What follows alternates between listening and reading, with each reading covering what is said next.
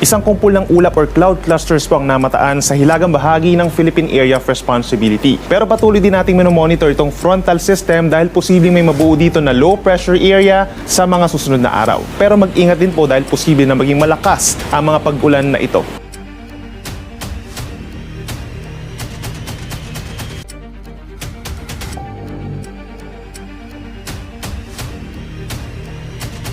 Manatiling may kaalaman at manatiling ligtas sa pamamagitan ng pagbisita sa aming YouTube channel para sa mga real-time na ulat panahon sa ating bansa. Laging tandaan, maging alerto at iba yung pag-iingat sa banta ng ulan, baha at pagguho ng lupa. Ngayon, oras na para marinig mula sa ekspertong meteorologist. Bibigyan tayo ng malalim na pagsusuri sa lagay ng panahon at ipapaliwanag ang anumang mahalagang kaganapan sa ating panahon ngayon o sa mga darating pang araw. Para naman sa mga naglalayag nating kababayan, lalo na sa may Batanes and Babuyan Islands, posible hanggang 2.5 metro ang taas ng mga alon. So delikado pa rin ito sa small sea vessels, lalo na kung meron doong mga thunderstorms o yung mga pag-uulan.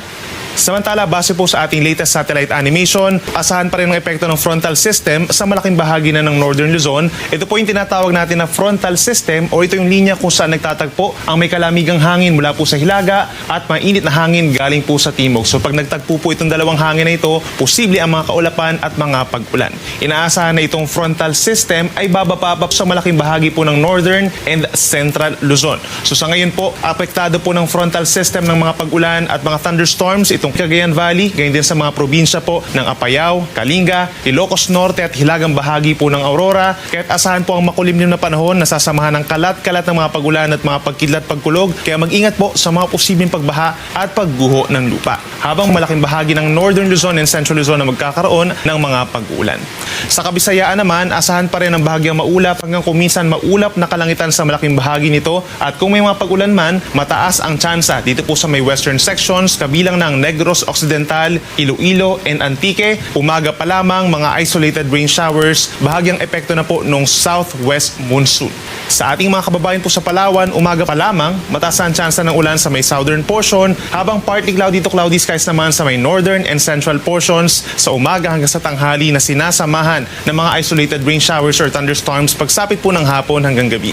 Sa ating mga kababayan naman po dito sa Mindanao, asahan din ang epekto ng unti-unting lumalakas po na southwest monsoon dito sa may Zamboanga Peninsula at malaking bahagi ng Bangsamoro Region, Tawi-Tawi and Basilan, lalo na sa may Sulu, kalat-kalat na ulan and thunderstorms pagsapit ng umaga. And then for the rest of Mindanao sa umaga, partly cloudy to cloudy skies. Then may chance rin po ng mga pulu-pulong ulan or pagkidlat pagkulog pagsapit ng hapon hanggang gabi, lalo na dito sa may areas po ng Northern Mindanao and Soc-Sabjen. Ngayon malalaman naman natin ang lagay ng panahon sa mga susunod o darating pang araw. Bago mo ipagpatuloy, huwag kalimutang mag-subscribe at pindutin ang notification bell para lagi kang updated sa ulat panahon sa ating bansa. Huwag mo rin kalimutang ibahagi ang video na ito para makatulong o malaman ng iba pang kababayan natin ang lagay ng panahon sa ating bansa. Sa ating mga kababayan po sa Visayas, apektado din po ng habagat. From Wednesday to Friday, ang malaking bahagi ng Western Visayas. So itong mga areas po sa may Panay Island, plus Negros Occidental, asahan ng makulimlim na panahon. Pinakamataas sa tsansa ng ulan pagsapit po ng Thursday, June 6. So magdala po ng payong kung lalabas ng bahay. At habang ilang bahagi pa po ng Visayas, mataas din ang tsansa ng mga makulimlim na panahon sa umaga hanggang sa gabi. Pagsapit po ng Wednesday and sa Friday, meron din tsansa ng mga pulu-pulong ulan or pagkidlat pagkulog. Temperature natin sa Metro Cebu, 28 hanggang 32 degrees Celsius.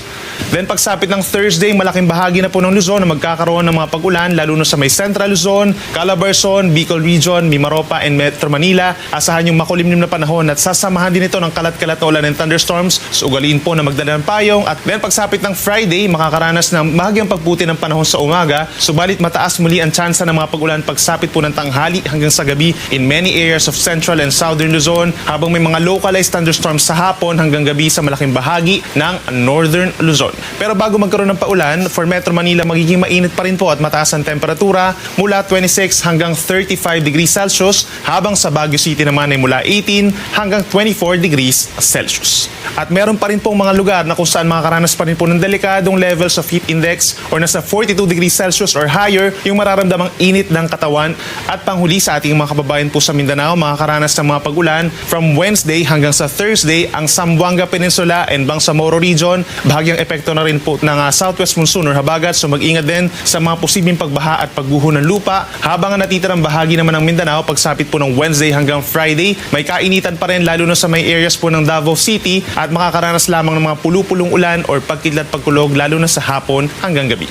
Sa Davao naman po, ang temperatura ay mula 27 hanggang 33 degrees Celsius. Kaya make sure po na uminom pa rin ng tubig at magdala ng pananggalang sa init. Yan muna ang ating weather update ngayon. Sana ay nakita ninyo ang broadcast na ito na nagbibigay kaalaman at kapaki-pakinabang. Maraming salamat sa DOST Pag-asa sa pagbabahagi ng kanilang mahalagang insight o ulat panahon. Samahan kami sa susunod para sa higit pang mga weather update sa ating bansa at manatiling nakatutok sa weather update ng bansa at huwag kalimutan i-share at mag-subscribe na rin. Mabuhay ang Pilipinas!